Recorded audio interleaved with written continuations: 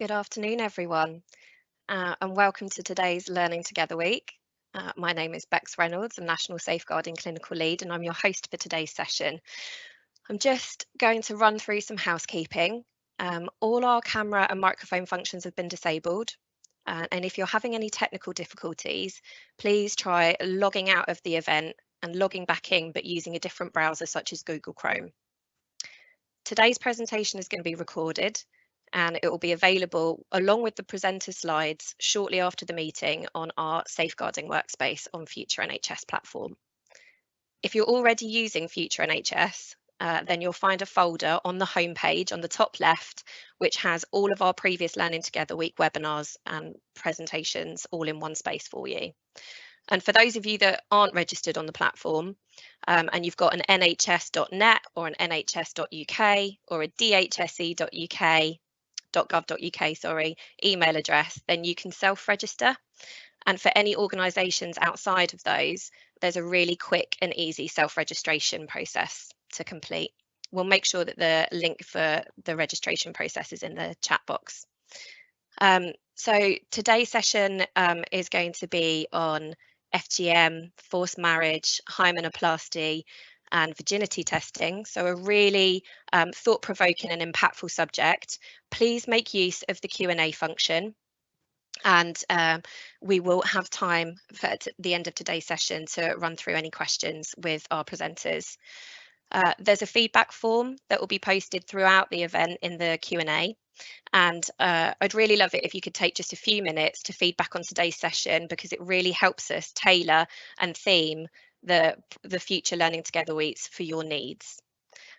So I'm just going to talk through a little bit about our social movement. So you're not alone in delivering safeguarding. There's a whole community of practice of you.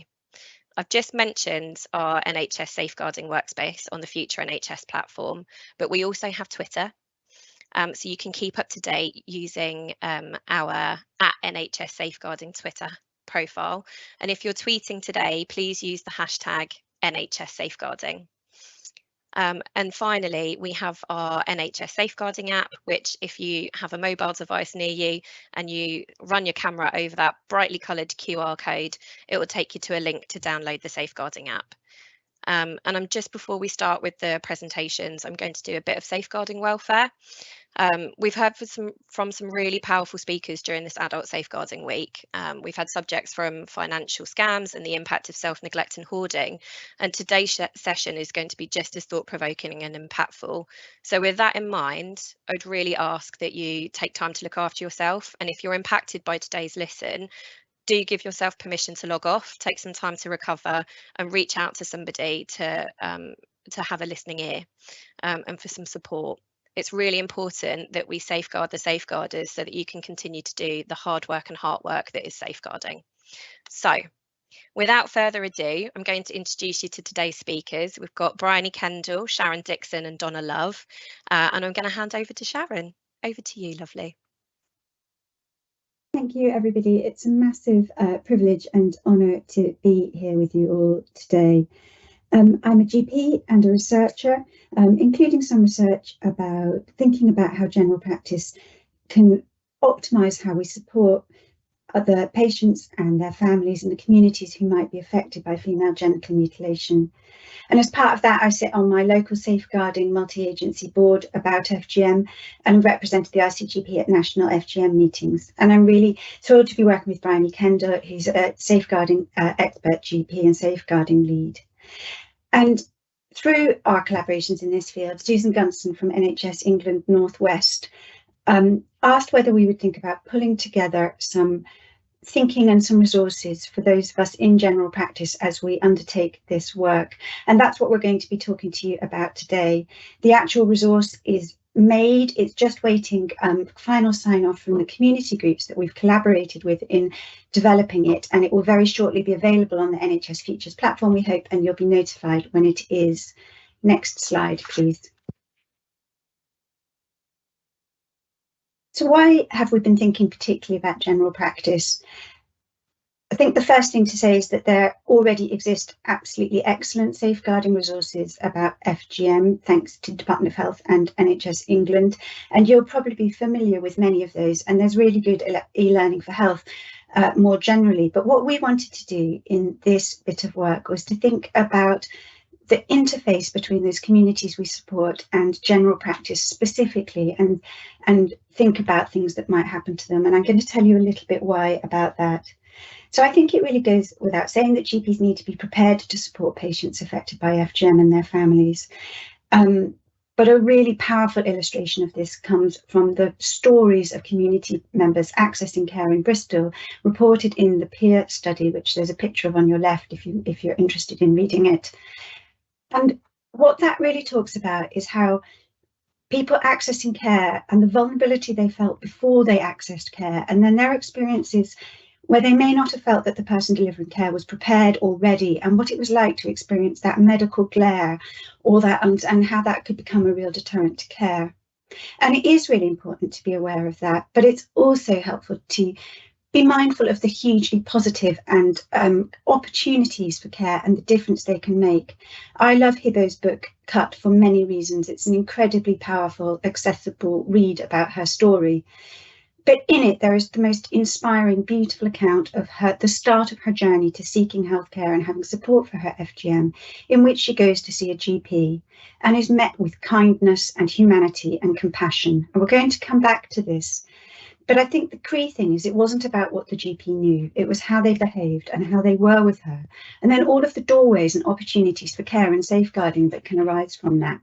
Next slide, please. I'm not going to say very much about the background of FGM. It is all in our resource, and it's also in the other e-learning we've talked about before. But just as a very quick interruption, FGM is not one thing, it's an umbrella term for a range of procedures where the genitalia, external female genitalia, is altered or injured or changed, including sometimes removal of tissue, but not always, and that's for non-medical reasons. The terminology in this field is complex, and it's not without debate, and you will probably have come across a number of terms for this. So FGM is the term used by the World Health Organization, having been adopted by the Inter-African Congress. It is also sometimes called female genital cutting. And there are also a whole range of local terms like tahur in Sudan or khitan in Egypt. And actually one thing I would say as a GP is that knowing your local community and the terms that they use can be a really helpful way to start conversations. Whatever it's called, it's harmful to women, girls, and it is a safeguarding need, but it is also an area where there may be really complex health needs, and we're going to think about that and how they intersect with creating safeguarding opportunities now. Next slide, please.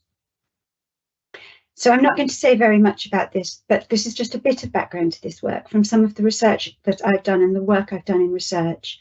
And on the left is the infographic we made after a project reaching out to a wide range of professionals and community groups and community members with lived experience. And I think the really key thing that came out of that work was the central importance of safe spaces in health and what that means and what that looks like and how that is the gateway to all of the other services and support they might need.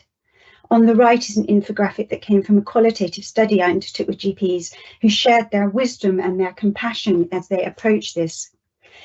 And the resource that Bryony and I have pulled together with the support from community organisations really arises from this.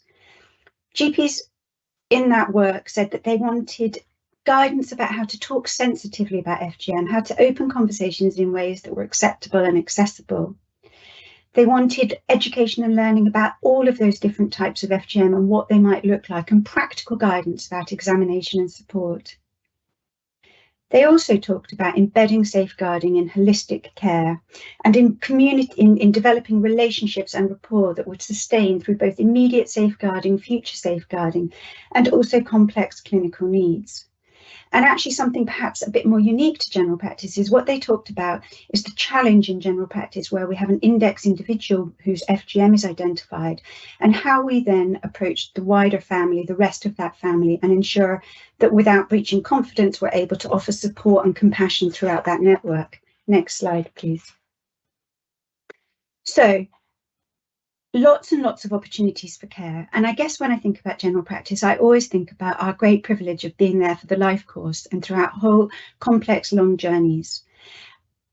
Echoing what the GPs who spoke to me in my study said, it's the privilege of embedding this in long-term, longitudinal relationships and relationships with whole families. And there are real opportunities within this around FGM.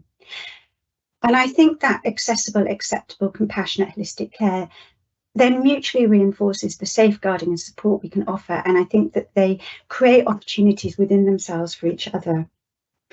A lot of the research about FGM, and a lot of the resources focus on midwifery, obstetrics and antenatal care. And those are without doubt critically important areas where we might identify FGM and think about FGM and begin putting plans to support and assess and care.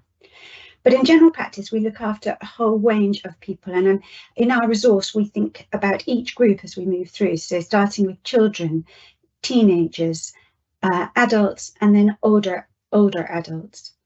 So just a couple of highlights. When we're thinking about teenagers, if they've had FGM, they will of course be under specialist services and they'll have been through safeguarding reporting. But there will still be things where we might be thinking about how we can support them in general practice. For example, menstrual pain can be really triggering, and seeing blood in that area can be incredibly stressful or traumatizing. Thinking about how we proactively talk about or manage periods can open doorways to lots of other supportive conversations.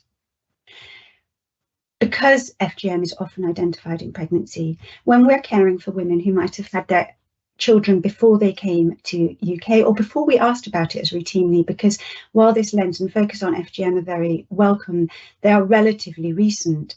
I certainly look after a cohort of women who had their children before they came and where their FGM isn't on their record. They've had difficulties such as recurrent urinary tract infections or really complicated back pain and have kind of often ping-ponged in and out getting acute treatment for UTI after UTI. But when you create the space to ask, were you reinfibulated? Were you closed again after your last child? Do you have scarring or pain in that area? And you can create that space. I've had experience where just the things that we would ordinarily do, but topical estrogens, or in fact, sometimes even referring for defibrillation, have made an extraordinary difference to those symptoms. So, and I think also thinking about sex, which can also remain quite relevant in this group.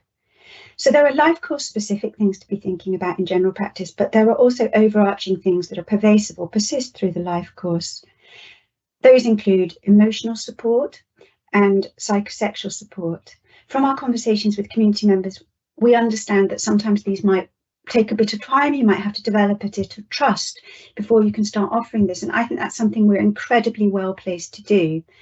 Our psychologist who helped present and talk about this on our module, as well as talking about the trauma screening questionnaire and trauma-informed care that we'll all be practicing, talks about keeping the door open, about planting seeds, about keeping the dialogue going. And I think we're incredibly privileged and in a really good position to do that and to offer that support through the life course. We're able to give some tips about psychosexual support that could be delivered through general practice while and in parallel with finding more specialist support, which hopefully you have available. Next slide, please. And finally, and I'm just going to say, this is, I think, the thing that Brian and I enjoyed the most, that we're really proud of. I know this is a super busy slide. The infographic will take you directly to it. It definitely worked this morning, so I really hope it still does. So this is not researched or evaluated, but this is a summary of the things that the community groups and community members with lived experience of FGM and accessing general practice told us that they wanted general practice teams to know, and we've just summarised it with them and happy to be able to share it with you. They talked about the journey to care being about the whole pathway through care. So how we think about what happens at our reception desk, not asking or saying the words FGM at the front door, being mindful of privacy and dignity at all times. They talked about wanting it to be recognised that they are survivors and not criminals. And while they were positive about engaging with safeguarding conversations and processes, that it was done in a way that recognised that this was not something they had chosen, that had happened to them, and that was mindful and respectful of the changes that might have happened in their families and where they were with views about FGM, and engaging in that kind of informed dialogue. They wanted us to know that FGM might not be their only or their most dominant need, and that's both clinical and safeguarding. They told us that, for example, domestic violence can also be difficult to talk about and can at times intersect. They asked us to plan our conversations about FGM, to have them, yes, but to think about when and how, to give people notice, to allow them to prepare, to think about who they might want with them as an advocate. They wanted us to think about who else was in the room when we're starting those conversations. And they wanted them to not follow a tick box kind of routine or a template. And as one woman said, please don't tack it onto the end of my diabetic check and say, oh, I see you've got FGM. As everyone in this group will know, it's bringing that trauma-informed lens to those conversations. They also gave us guidance on examination. Again, sensible things about preparation, about normalizing asking what could make it easier, about thinking before you examine, offering the space for a conversation and giving the woman control and autonomy about when and how and what happens. I'm going to hand over to Bryony now. Thank you very much.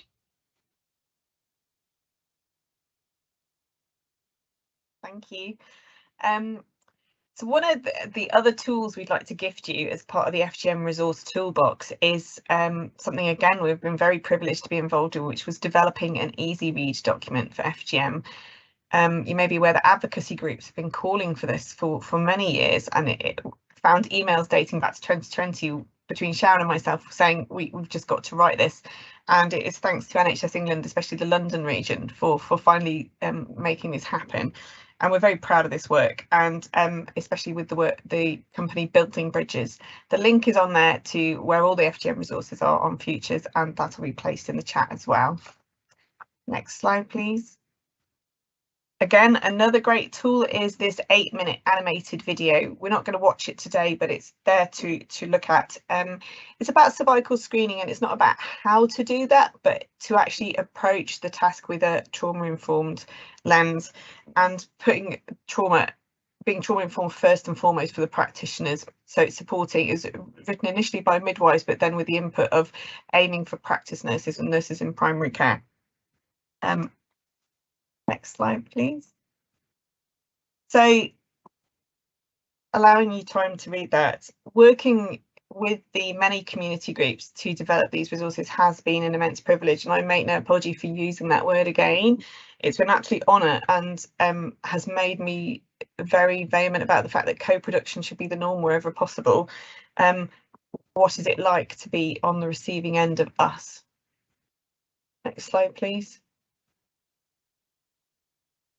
It's a great honour and a privilege to be GP, and I don't regret for a single minute my career that has taken me to this point.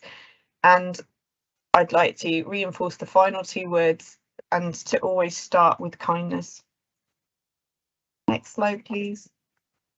So we started with a picture of Hibbo's incredible book, and we had the great privilege of having her read out the section about meeting her GP as part of the e-module, and she's going to read some words to us now. So just in preparation, just center yourself, and this is not from the book, but this is her giving advice to all of us as professionals. For me, what that GP done was the beginning of a journey. For me, that GP showed me you can be a professional and you can be a humanitarian at the same time. She wore her professional hat and she wore a humanity hat. She combined them and she understood. With a language barrier, she still made me trust her. Why? Because she was approachable, she was a human, she saw me. She saw me. She didn't see FGM, she saw a human being who was hurting, and she wanted to help that. And I think that was a conscious decision. She had a conscience, and I think every professional that's out there need to have a conscience before you open your mouth, before you say anything.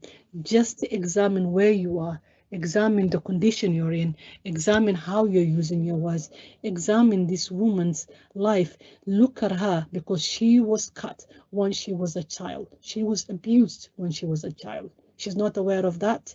She hasn't registered that. She doesn't know what abuse is. Remember all those things when you're talking to these women.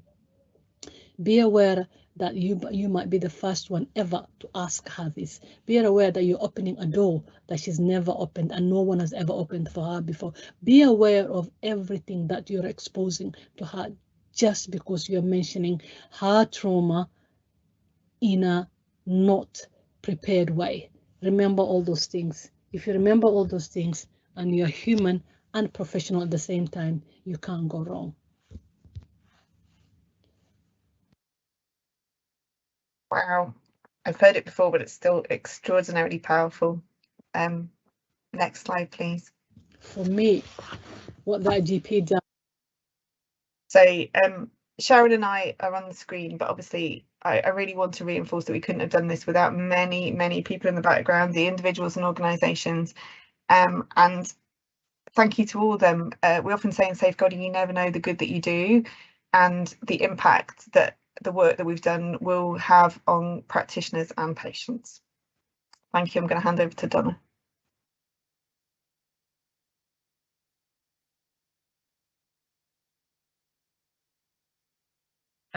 You can hear me? Great. So I'm Donna. I'm the Programme Manager for Violence Against Women and Girls in the NHS England London region, and also the Strategic Lead for Domestic Violence and Abuse in London. Next slide, please. The first thing we're going to talk about is virginity testing in hymenoplasty. So this has been made illegal under the Care Act 22. So it's illegal to offer, aid or abet any virginity testing or hymenoplasty in any part of the UK. The offences carry extraterritorial jurisdiction, so that means that they also apply to UK nationals doing these things abroad as well. And they carry a maximum sentence of 5 years imprisonment and or an unlimited fine. So the law defines virginity testing as the examination of the female genitalia with or without consent, which is important, for the purpose or purported purpose of determining virginity. The law defines hymenoplasty as a reconstruction of the hymen with or without consent. So there's been some guidance created from the Department of Health and Social Care around this. So the guidance is really thorough and we really recommend that people refer to it in full, but we have created another animation around this to kind of summarize the key points around that. So we did that in collaboration with the Department of Health, with the police force, Royal College of Ob and Gynae, Royal College of Midwives, and Carmen Navarra, who are an expert charity in this field. So we're going to try, the animation is literally fresh done yesterday, so I do apologise to the national team for a bit of stress this morning, getting it hot off the press. But if you go on to the next slide, we should be able to watch the animation. This animation is a summary of the government's 2022 multi-agency guidance on virginity testing and hymenoplasty. This animation will cover what is virginity testing, what is hymenoplasty, the law and safeguarding, and examples of where to go for help. Welcome to this briefing on virginity testing, hymenoplasty and the law. The law states that as part of the Health and Care Act 2022, the government has made it illegal to carry out, offer, or aid and abet virginity testing or hymenoplasty in any part of the UK. It is illegal for UK nationals and residents to do these things both within and outside the UK. These offences carry a maximum sentence of 5 years imprisonment and/or an unlimited fine. Virginity testing is defined as any examination of the female genitalia intended to establish if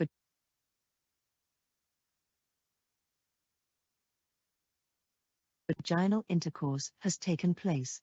This is irrespective of whether consent has been given. Can an examination determine if vaginal intercourse has taken place? The hymen is a thin membrane that partially covers the entrance to the vagina. According to the Royal College of Obstetricians and Gynecologists, virginity tests have no scientific merit or clinical indication, as there is no known examination that can prove whether a woman has had vaginal intercourse. The hymen may break as a result of activities like riding a bike or horse, other sports, using tampons, masturbation or sexual intercourse. As the hymen can break for multiple reasons, virginity tests may falsely claim a woman has had sexual intercourse, even if she hasn't. Why would someone want virginity testing? Some people believe virginity testing confirms whether a woman has had vaginal sexual intercourse, but there is no scientific merit to this. Hymenoplasty is a procedure undertaken to reconstruct the hymen. Health implications of hymenoplasty can include anxiety and depression, sexual difficulties, narrowing of the vaginal opening, acute bleeding during the procedure, and increased pain. Virginity testing may also lead to anxiety and depression and increased pain. Hymenoplasty is not the same as other procedures that could be performed on the hymen for clinical reasons. For example, surgery to remove remnant fingers of the hymen that cause discomfort, or to treat an imperforate hymen to allow menstrual blood to escape. Why would someone want a hymenoplasty?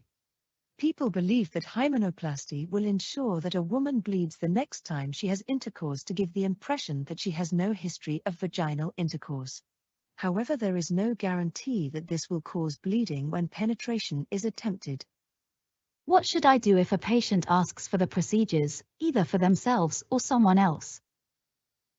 You should explain that it is illegal to perform hymenoplasty or virginity testing in the UK and you cannot refer them to another clinician in the UK or abroad.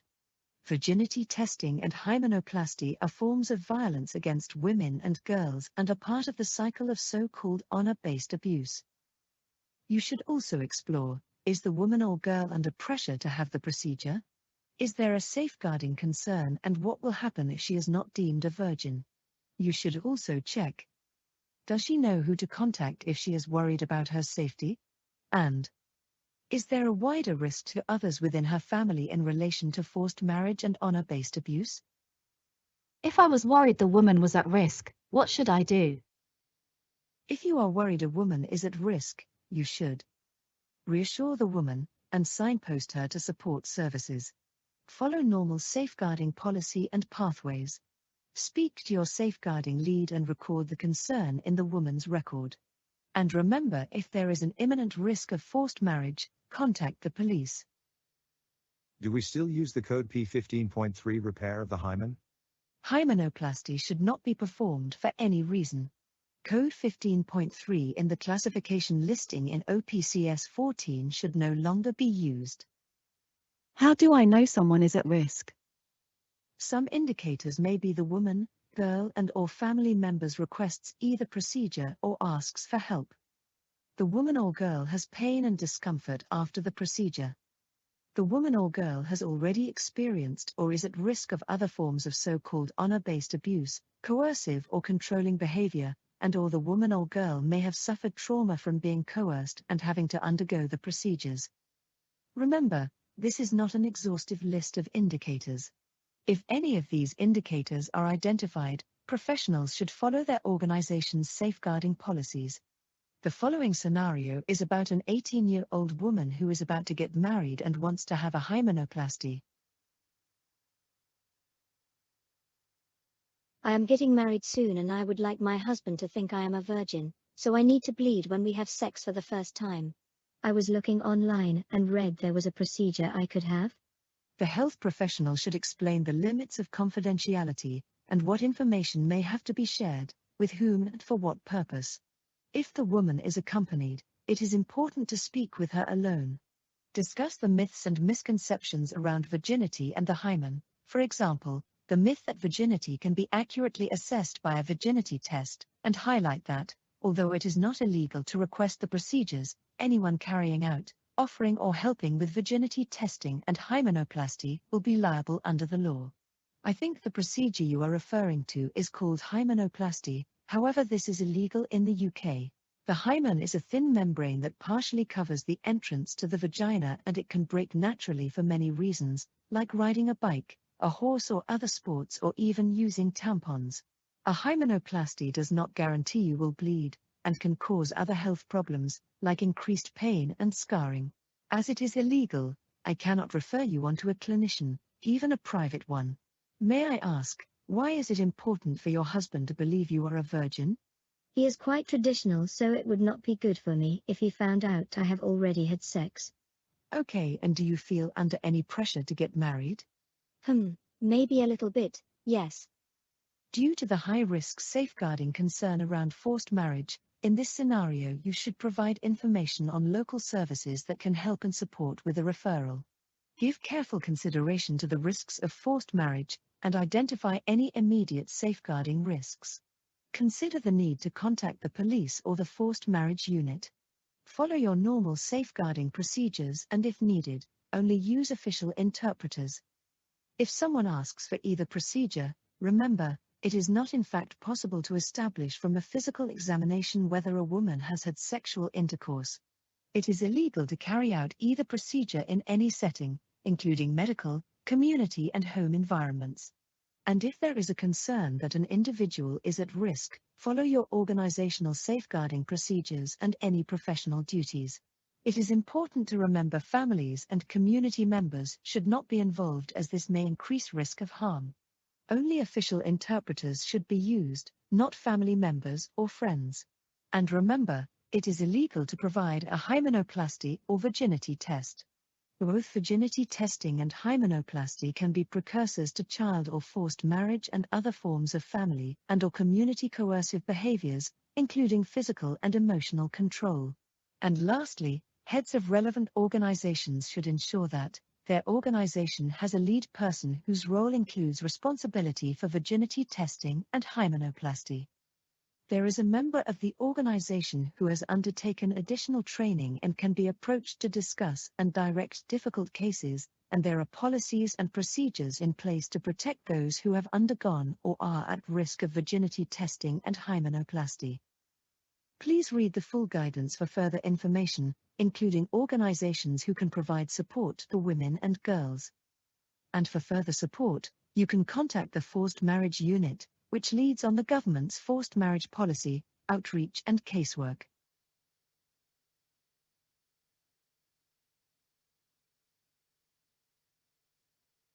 That's great. This Thanks, animation. I just wanted to say a big thank you to Sunita Pobibiscu, who's the project manager working on that for our team. She's done a fantastic job there.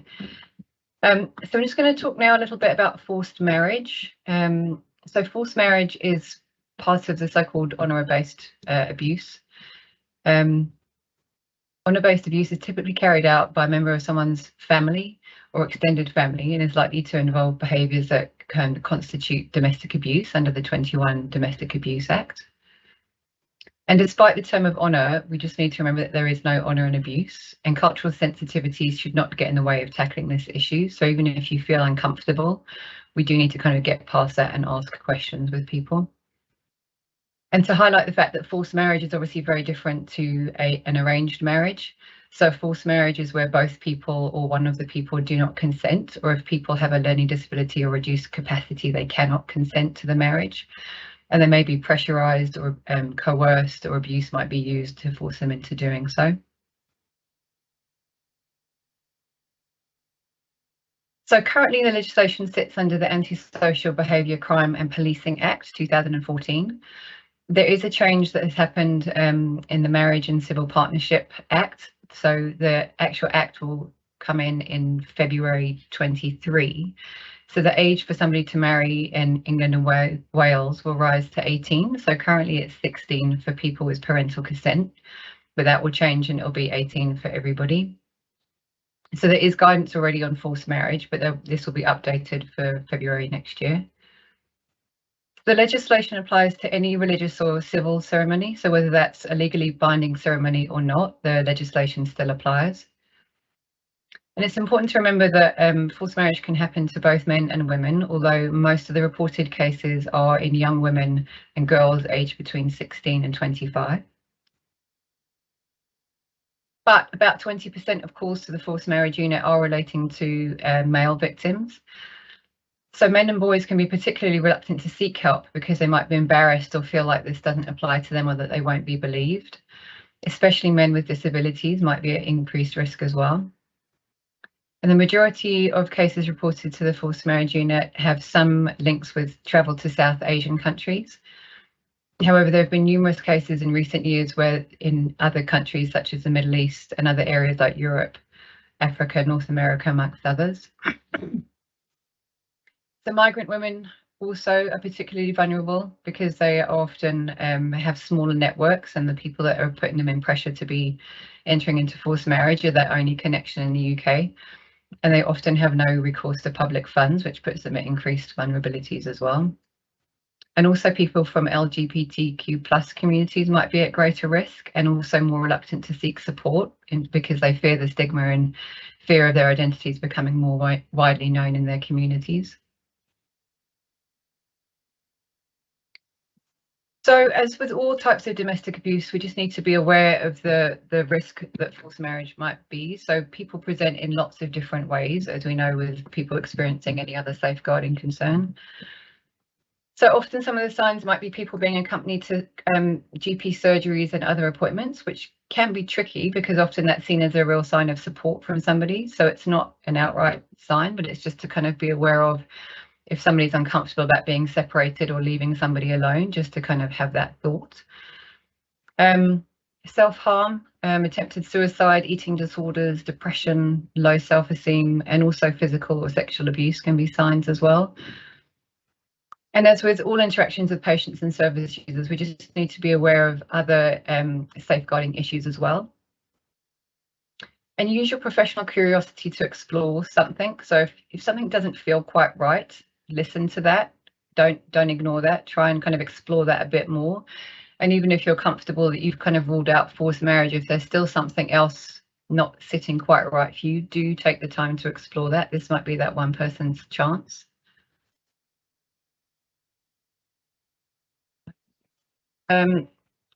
Always try to speak to somebody alone.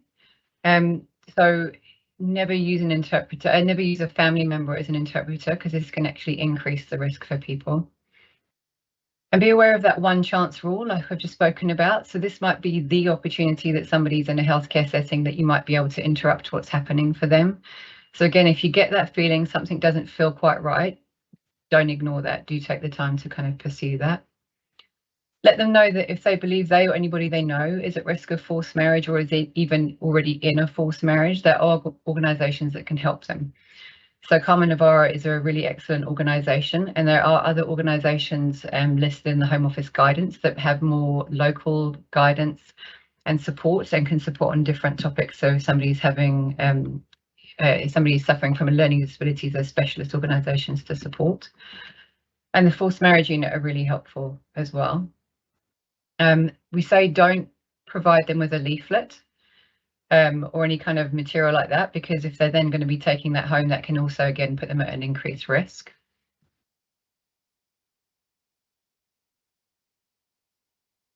So any further action that you do take, just make sure that it is in line with any statutory and professional responsibilities relating to safeguarding.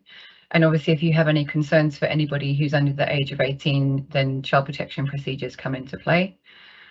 If you're sharing information with other professionals, just make sure that you're kind of transparent with the person about that and what will be shared and why.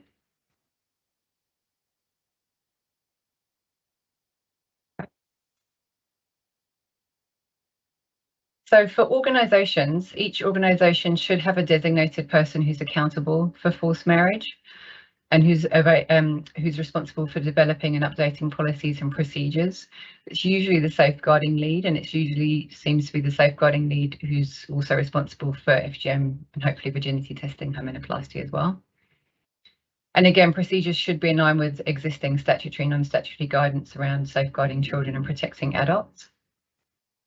They really must take a person-centred approach. Okay. And what's helpful is to kind of display relevant information so that it's there for people to see publicly. So if they then want to comment on it and they feel like they're in a safe space to mention it and talk to you about it, it can help to open up a conversation. So if you have the domestic abuse helpline visible, or the forced marriage unit have leaflets and posters as well. And provide training and resources for health professionals around the issues. So there are forced marriage protection orders.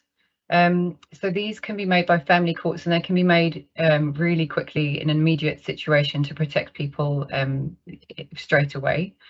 They can also be used if somebody's already left the country. And they're put in place to safeguard somebody. They are enforceable by law and legally binding, and if a breach of a forced marriage protection order carries a sentence of about 5 years imprisonment.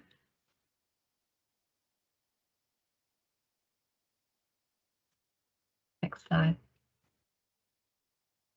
And the forced marriage unit are available to healthcare professionals. So if you do come across somebody and you're not sure and you want a bit of extra support in the moment, you can call the forced marriage support unit. They are open Monday to Friday 9 to 5, but there is another number there that's available for support around that time, outside of those hours as well, to provide support.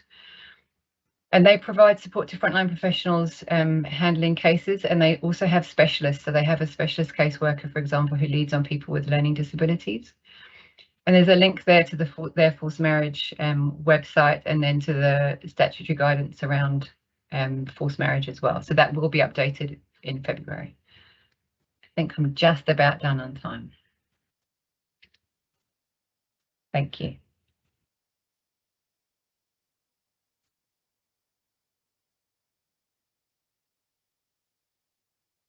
Thanks so much, Donna, Sharon and Bryony. We're going to have some space and time for some questions now, but if I may, just a few reflections from me about how informative this session was, and I'm sure, like most people, they're going to need to watch this back and click on the resources and tools, because there's so much information that you've shared, and just a really impactful listen to Hibbo's story. And for those of you that haven't had a chance to read the book, I really do recommend it. It's incredibly powerful, and has certainly shaped the way that I as a midwife have conversations with women around FGM.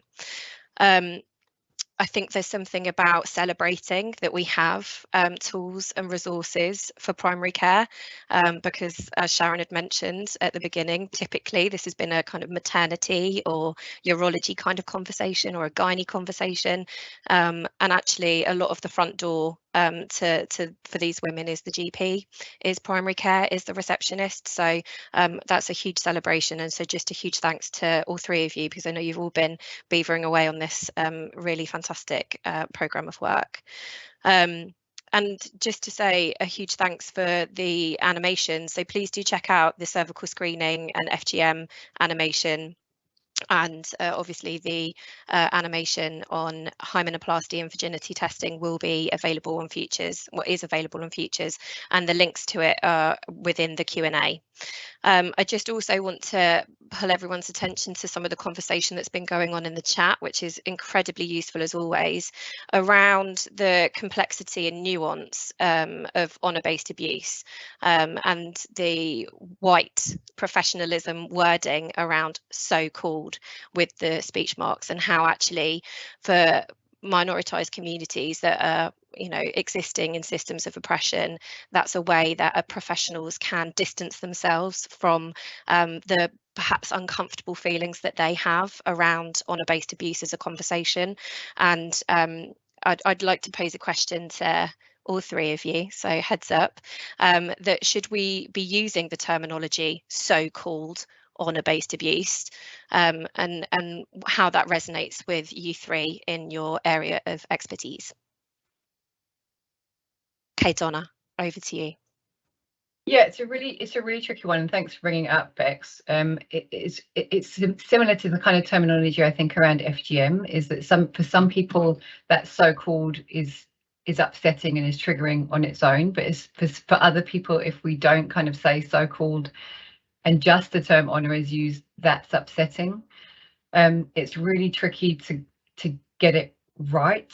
I think it's definitely a work in progress, and I think it's definitely something that we need to kind of hear, that it's difficult for people on both sides, I think, to get the balance right for people.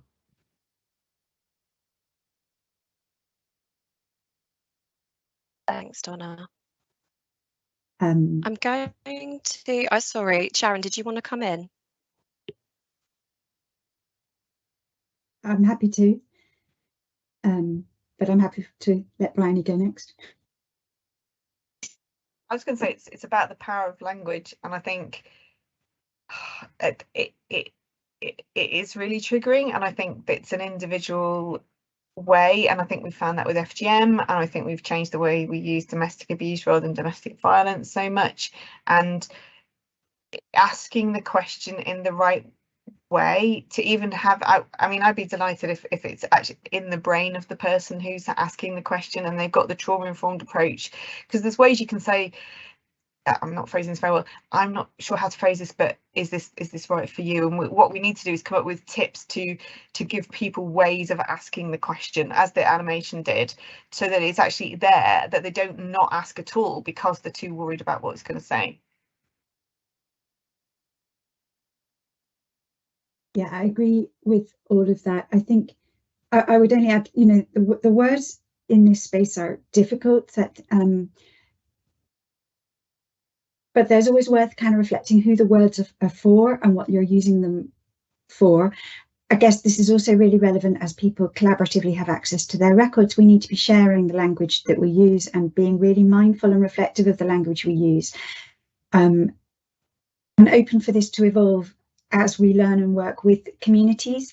I guess certainly in my experience in FGM, and this is probably a bit of a get out of jail card, but I tend to ask people what word they would use and what words they would like me to use. Now, that's much easier once you've started the conversation. I think with the honour-based abuse that Donna's been talking about, it's harder, but I guess it's always worth remembering that there may not be a framework.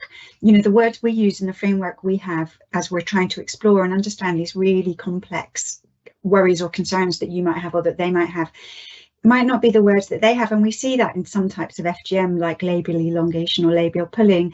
And Afruka did a really amazing bit of focus group work in Africa, where it was exactly the words that were people using that were the barrier to people understanding that what they were talking about was in fact what we would regard as FGM. So I think the words are critical. I think they're incredibly powerful. My default position is ask the person in front of you what words we use, working with community advocates and knowing your local community can help. But then it's about accessible, simple language and accessible kind of terminology. So the questions that Donna were giving about, are you worried about marriage? Is there something you're worried about? Would be the start of the conversation. And then I guess when you're making those shared decisions about where you go next, or the decisions and you're explaining what's happening next, it's about saying how that might be framed by us so that you've got this you're working towards a shared vocabulary. Sorry, that's a bit of a long answer.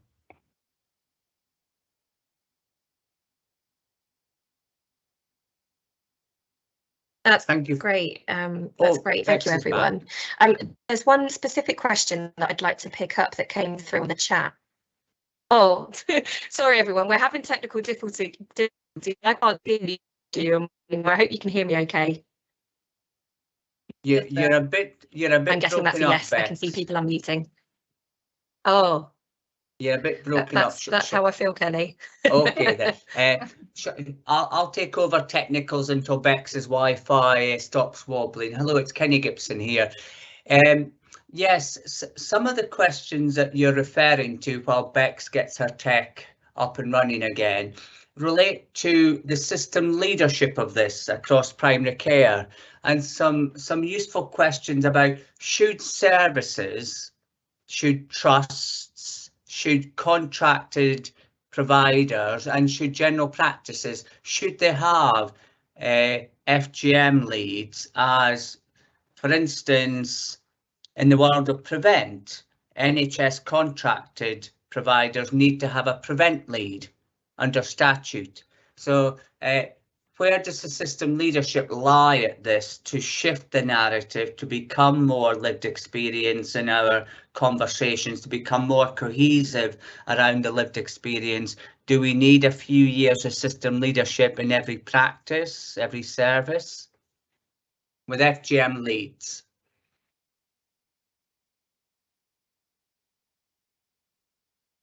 Brian? Or I'll let Sharon take this.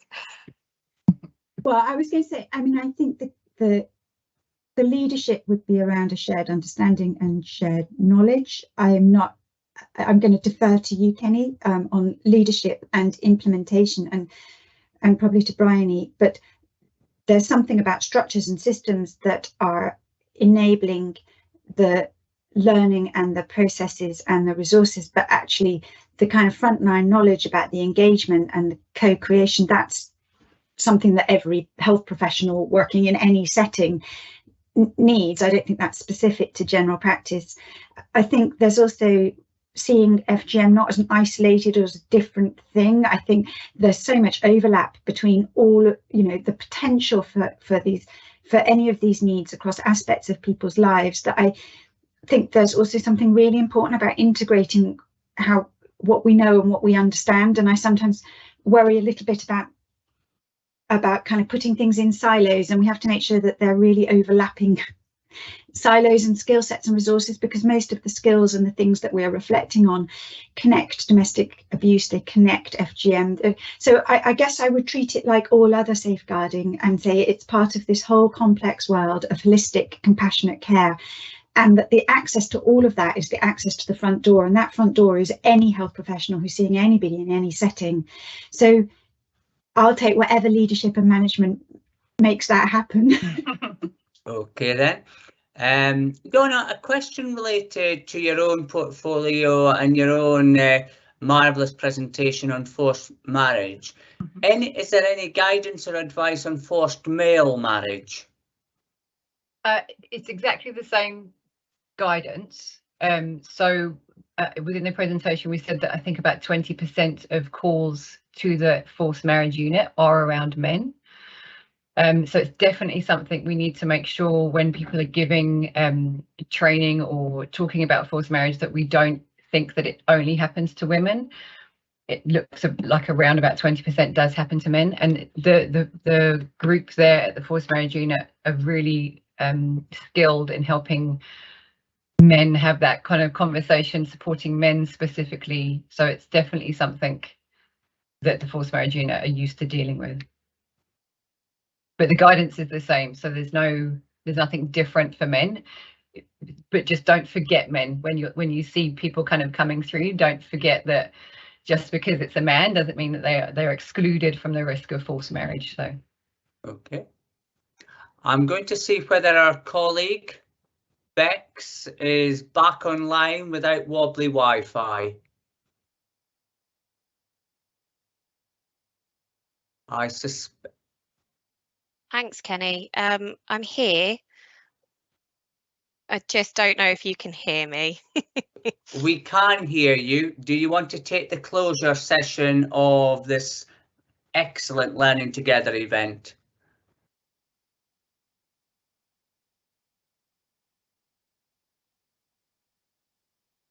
Thanks, Kenny.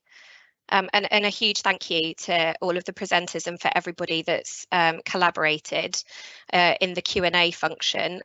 We will try and get a themed summary of the questions that have been asked in the chat over to Bryony, Sharon and Donna, so that we can have a more in-depth conversation about this really complex and nuanced subject matter continuing.